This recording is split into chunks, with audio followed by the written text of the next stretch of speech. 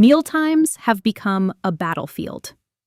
You dread the word dinner, and you're haunted by a single exhausting question. Will my child ever eat normally? You've been told the same things over and over. They'll eat when they're hungry. Just be patient. But that patience feels like a lie when you're staring at another uneaten plate, worried sick about their nutrition. Here's the brutal truth.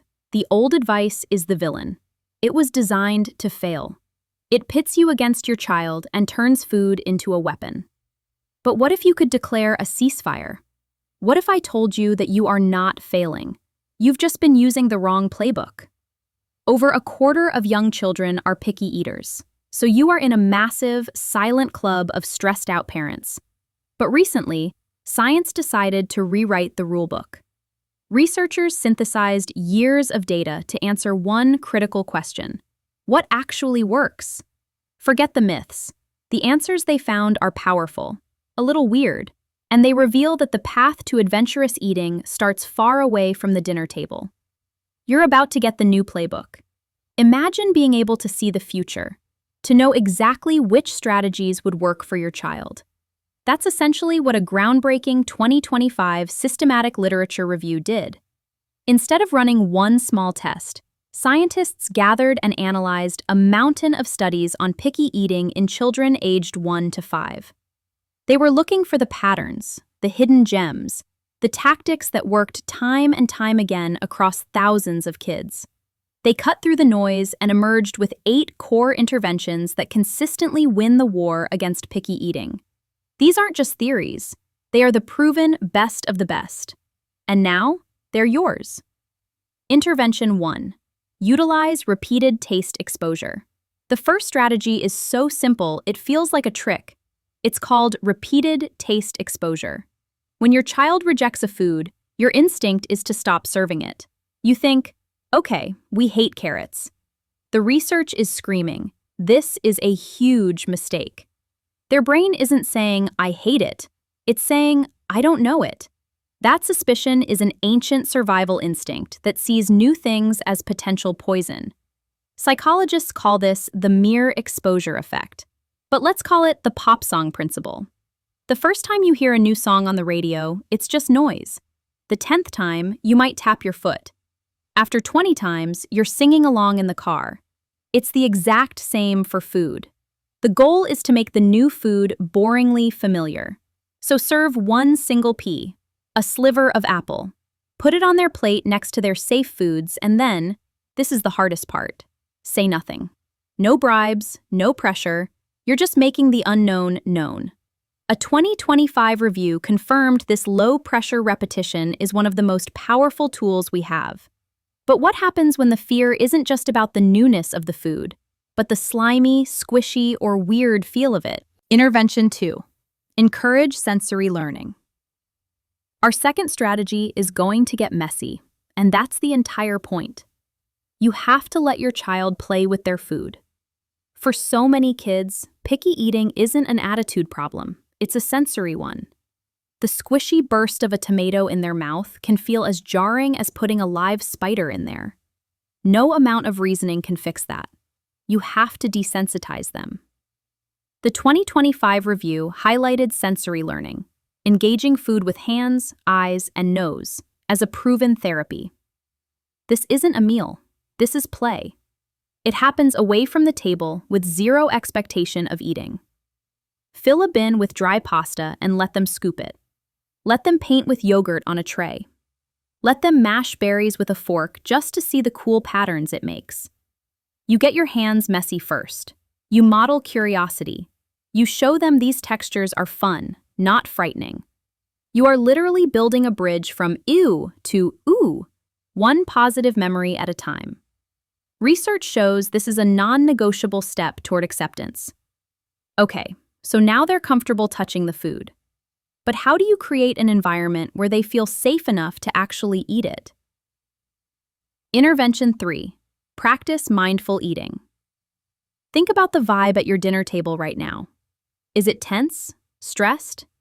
That stress floods your child's body with fight or flight hormones, which are a biological appetite killer. Their brain literally can't be curious about new food when it feels threatened. Our third strategy is to deliberately create a Zen zone at the table using mindfulness. The 2025 review found that embedding simple mindfulness practices in mealtimes radically reduces stress for everyone. This isn't about chanting or sitting in silence. It's about shifting the focus. Before eating, take 3 big, slow flower breaths together. Then, guide their senses, not their fork. Ask, what color is this pepper? Can you smell it? It smells a little like sunshine. You're not asking for a bite, you're awakening their curiosity. And you have to model it. Eat slowly. Talk about how crunchy your own food is. Children are mirrors. When you project calm, they reflect it back. You're not just getting them to eat broccoli today, you're teaching them how to have a peaceful relationship with food for the rest of their life. But even in a calm environment, "Eat this, it's good for you," is a losing argument. Intervention 4. Provide nutrition education. Healthy is a meaningless, abstract word to a 4-year-old. Our fourth strategy is to stop lecturing and start storytelling. The systematic review confirmed that teaching kids about food in a way they understand is crucial. This means giving food a mission. It's not broccoli. It's little trees that give you green power to fight off coughs and sniffles. It's not chicken. It's muscle fuel that helps you run faster and climb higher at the playground. The food is now a superpower they can choose to activate. Turn the grocery store into a treasure hunt. Our mission today is to find a red food that helps our heart beat strong like a drum. What can you see? Find books where vegetables are characters. Research shows this makes food feel like a friend, not a foe. You're giving your child a sense of control and purpose. They aren't being forced to eat their vegetables. They are choosing to power up. This gives them the reason why. But the most powerful demonstration of how comes directly from you. Intervention 5. Model healthy eating behaviors. Here's a truth that is both simple and terrifying. Your child is learning everything about food by watching you. Your plate is the most powerful billboard in their life. Our fifth strategy is to become a supermodel of adventurous eating. The 2025 review reinforced a fact we all know deep down. Parental modeling is the #1 predictor of a child's eating habits. Complaining about your salad while pushing their carrots is a double standard they see right through. You have to eat the foods you want them to eat. And you can't just eat them. You have to perform eating them. Say, listen to how crunchy this pepper is. You are narrating the joy. Even more importantly, let them see you try something and not love it. Wow, that's a new flavor. It's not my favorite, but I'm so glad I was brave and tried it. This one small act teaches a massive lesson. The goal is not to love everything. The goal is to be brave enough to try. But even with a great role model, a whole pile of new food on a plate is just too much. That's where our next strategy becomes a game changer. Intervention 6. Implement gradual exposure. If your child was terrified of the pool, you wouldn't throw them into the deep end. So why do we do it with food? Our sixth strategy is gradual exposure, a cornerstone of professional feeding therapy. We put a pile of broccoli on the plate and create an all-or-nothing showdown over eating it. That's the deep end. The 2025 review found that breaking this process into tiny, almost laughable steps is wildly effective. You build a food ladder. For a scary food like broccoli, the first step might be just having it on the table. That's it. That's the whole goal for a few days. Then, the next rung is having a tiny piece on their plate. The next is touching it with a fork, then a finger, then smelling it, then giving it a quick kiss. Then, a crucial step, taking a tiny bite and spitting it out into a napkin. This gives them total control. Finally, maybe, they'll chew and swallow one small bite. You praise the interaction, not the consumption. You were so brave to touch that broccoli tree. This dismantles the power struggle and proves, on their terms, that the food is safe. While these behavioral strategies work wonders, sometimes the problem isn't just in the head, it's in the gut. Intervention 7. Consider Tuina massage. Now for our weirdest, most unexpected strategy, which comes from traditional Chinese medicine, Tuina massage. We see picky eating as a battle of wills, but for some kids, a sluggish digestive system or weak appetite signals are the real culprits.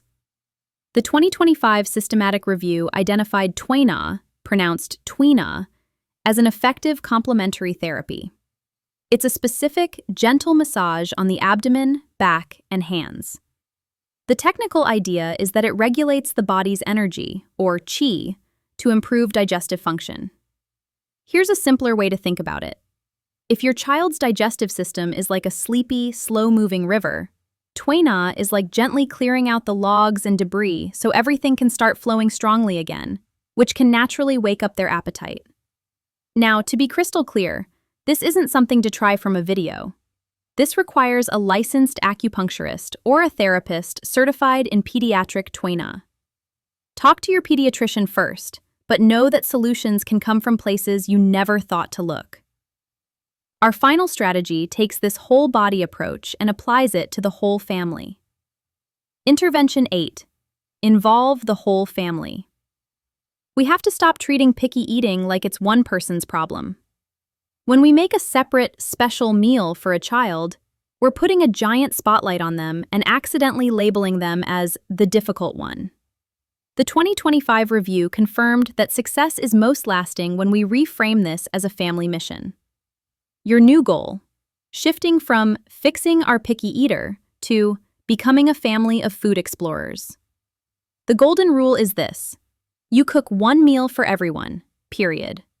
Always include one safe food you know your child likes: rice, bread, some fruit, so you know they won't go hungry. But you are officially retired as a short-order cook.